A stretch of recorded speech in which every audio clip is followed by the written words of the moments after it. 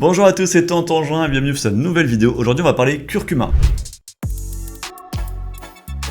On va pas parler de l'épice de cuisine, même si bien sûr l'épice existe et elle est super bonne, mais on va plutôt parler du côté complément alimentaire. Le curcuma, c'est un complément alimentaire qui est utilisé en médecine ayurvédique depuis des milliers d'années pour ses propriétés antioxydantes et anti-inflammatoires. Et depuis quelques années, ça arrive aussi dans les compléments alimentaires, le plus souvent sous forme de gélules, pour les mêmes effets. Et donc on va faire un point global sur ce complément pour tout savoir. On verra sa définition et ses effets, on verra aussi la différence entre les gélules et les simples épices de cuisine. On verra si ça fonctionne ou non. On verra aussi comment le doser. Enfin, les dangers du curcuma et des astuces pour choisir le meilleur curcuma le plus intéressant pour vos articulations. Et bien sûr, vous le savez, si la vidéo vous plaît, je vous invite à liker, partager, commenter parce que c'est vous qui faites vivre la chaîne. Si vous savez pas comment gérer vos trainings, prise de masse ou sèche, maison ou salle, nos coachings, fitzone.net sont là pour ça. Et si vous voulez les meilleurs compléments alimentaires du marché, fabriqués en France et éco-responsables, Aquilab Nutrition, on est là pour vous aider. Allez, première partie, définition et effet du curcuma. Alors bien sûr, le curcuma c'est une plante et on en utilise la racine. Et les effets du curcuma viennent principalement de son principe actif qui est la curcumine. Et c'est ce principe actif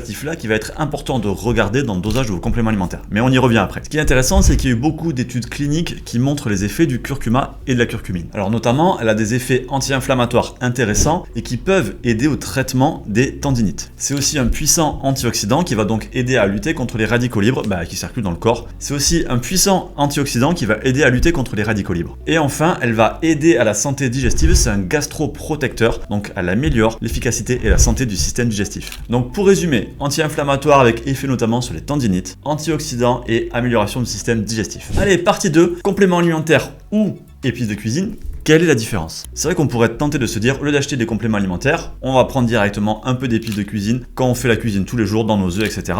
Et hop, on aura notre dose de curcuma. Ça serait bien, malheureusement, c'est pas aussi simple. Alors à ça, il y a plusieurs raisons. La première est que la curcumine présente naturellement dans le curcuma, elle est très peu concentrée. En gros, il y a 2 à 5% de principes actifs dans le curcuma, alors que dans la plupart des compléments alimentaires, en tout cas ceux de qualité, vous allez avoir entre 50 et 80% de principes actifs. Ça veut dire que pour remplacer une petite gélule de curcuma en complément alimentaire, il faudrait prendre à peu près une cuillère à café entière de curcuma en poudre. Et l'autre problème, c'est qu'en tant que tel, la curcumine présente naturellement dans le curcuma est assez mal assimilée dans notre organisme. Donc même si vous preniez une cuillère à café entière, en réalité, vous auriez assez peu d'effet parce qu'elle va être mal assimilée, mal digérée et donc elle servira à peu près à rien. Et donc voilà pourquoi les compléments alimentaires sont beaucoup plus intéressants que le curcuma en poudre classique. Allez, partie 3, le curcuma, est-ce que ça marche ou pas? En fait, globalement, ça va vraiment être un problème de biodisponibilité dont je parlais juste au-dessus. La biodisponibilité, c'est tout simplement la capacité d'un ingrédient, d'un nutriment, à passer la barrière digestive et donc ensuite à circuler réellement dans le sang, donc à être réellement utile au corps. Donc plus elle est élevée et plus le complément sert à quelque chose. À l'inverse, plus elle est basse et moins il sert à quelque chose. Et donc de base, malheureusement, la curcumine, elle a du mal à passer la barrière digestive. Si elle ne passe pas la digestion, elle va jamais pouvoir arriver sur vos tendons par exemple. Et c'est pour ça qu'on peut parfois avoir des effets contradictoires entre certaines études qui montrent que le curcuma est très utile et d'autres que le curcuma sert à rien. C'est tout simplement que suivant les formes de curcuma qui ont été utilisées dans les études, si c'est une forme non biodisponible, elle sert à rien. Si c'est une forme biodisponible, là on a des effets. Alors heureusement, il y a plein de solutions plus ou moins naturelles pour permettre d'améliorer l'assimilation, la biodisponibilité de la curcumine. Ce qu'on retrouve très souvent par exemple, c'est l'association curcuma plus pipérine. La pipérine, c'est un extrait du poivre noir. C'est vrai que ça permet d'aider le curcuma à passer la barrière intestinale. Le problème, c'est que ça peut aussi avoir un effet irritant sur le système digestif. Donc c'est un peu dommage d'avoir d'un côté un produit qui améliore la santé du système digestif et d'être obligé de le prendre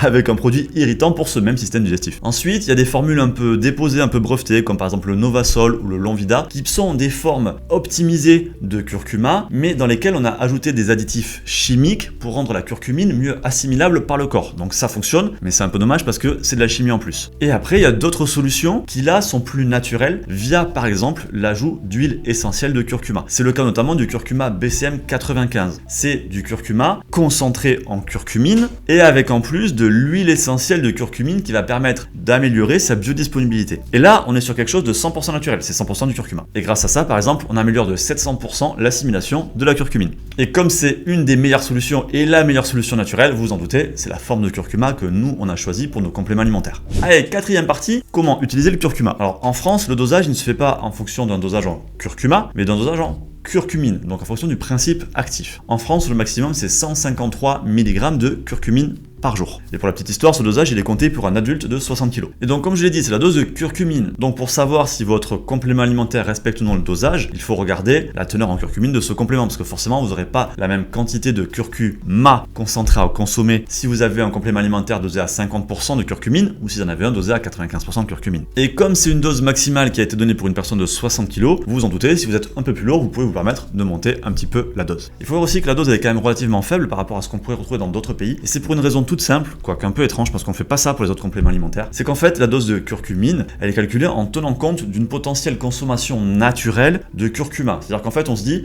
si notre consommateur il prend du complément alimentaire, celui-là ou un autre, de curcuma tous les jours, et qu'en plus il mange du curry qui donc contient de la curcumine, j'espère que vous me suivez, il ne faut pas que l'addition de son complément alimentaire et de son plat de poulet au curry fasse un excédent en dose de curcumine. Donc c'est pour ça qu'en France, malheureusement, on a une dose qui est relativement légère. Et oui, c'est un peu tordu parce que par exemple pour la dose de créatine, on se dit pas, tiens, on met une dose plus faible parce que si la personne a mangé plus ou moins de viande, il va avoir plus ou moins d'apport en créatine. On fait pas ça. Alors à quel moment prendre le curcuma? La base, ça va être bien sûr de le prendre au moment d'un repas, si possible un repas qui contient des sources de lipides, ce qui va améliorer son assimilation. Et si vous avez un complément alimentaire qui propose un dosage par exemple avec 2 gélules par jour, ce qui serait intéressant, ça sera de séparer la prise. Une partie le matin, une partie le soir par exemple, parce que la vie du curcuma dans votre organisme est pas très longue, c'est simplement quelques heures. Donc en séparant la prise, vous vous assurez d'avoir de la curcumine active plus longtemps dans votre corps. Allez, partie 5, les dangers du curcuma. Alors bien sûr, comme tout élément actif, un dosage excessif peut apporter des dangers pour la santé. Un des principaux qui peut arriver, ça va être des troubles digestifs. Attention aussi aux interactions médicamenteuses si vous prenez notamment